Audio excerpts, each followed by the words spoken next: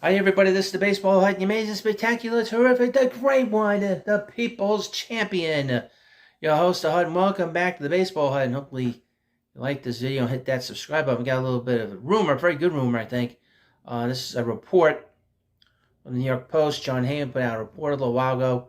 I'm not going to read the report. You can read it on your own. But according to the New York Post, the Mets and DH JD Martinez are talking again. And apparently it seems that there's mutual interest on both sides to get a deal done. Now, whether a deal gets done now remains to be seen, because this will be the third time we've heard the Mets connected to Martinez during the offseason. Now we're about 3 weeks away from opening day, and he has not signed. I mean, this is an excellent hitter. This is a hitter that you bat him in the middle of the lineup. He hits good pitching. Only thing, he's 36 years old. Last year, he played over 100 games for the Dodgers. He drove in 100 runs. But in 2022, he had a bit of a back injury. So and he's 36. So we have to sort of monitor that. Now, Mets owner Steve Cohen has given David Stearns the go to sign him because there is a luxury tax situation. Any contract the Mets sign because they're over the luxury tax as part of this competitive balancing tax, they'd have to pay 110% tax on this particular contract. So it's not just a $30 million contract, it's more than that. So that's why it's a 1 year. I would assume that the Mets would want him for 1 year. You bat him in the middle of the lineup. He'll be the primary DH on this team. And like I said, if he's healthy and he still can hit, he hits good pitching. And there might be a belief within the Mets camp that they may be better than they probably thought they were going to be when camp started. That's also another consideration. Plus, they may feel at the same time that the DH options that they have are not nearly good enough to, say, protect Pete Alonso and to get some offense out of this club. Also, we got to keep in mind that Jeff McNeil has not played yet. He's had an issue with his shoulder, his arm. And he has not played much. He's supposed to play this week, I think. But obviously the Mets are not totally sold on the DH situation. They might not be sold on DJ Stewart. They may not be sold on Mark Vientos being the DH, but they might want to have a platoon situation at third between Vientos and Beatty. They might look at them and say, look, we want to get another veteran bat in this lineup just to give us a little bit of protection. Now, we know that the Mets don't have Kodai Senga for a few more weeks. Might not be back to June 1st, latest. Who knows?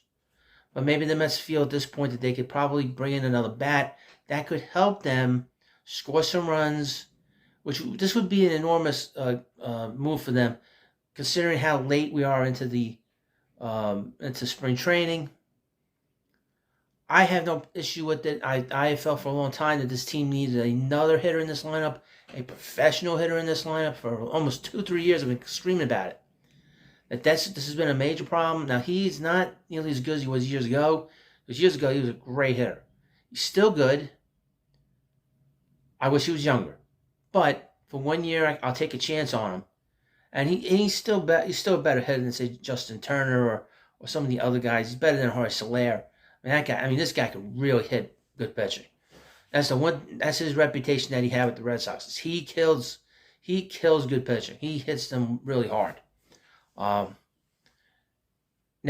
we are I guess, like I said, we're a few more weeks away from opening day, and the Mets obviously are still looking to improve this club. This makes me feel a lot better about this team.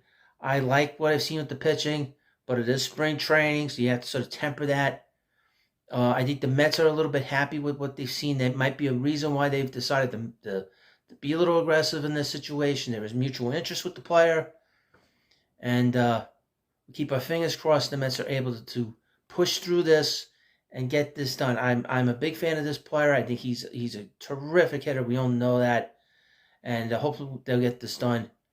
Because this team, the pitching has not looked too bad, and it was very exciting to see Edwin Diaz pitch on Monday.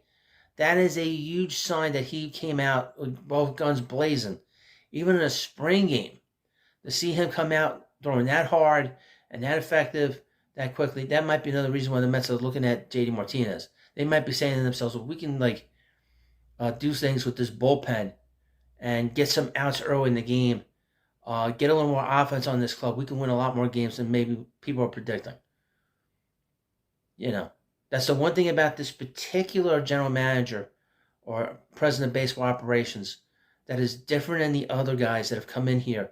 This guy has won in the past. He's been successful with pitching staffs, and he knows his pitchers, and he knows how to put a bullpen together and how to put a staff together.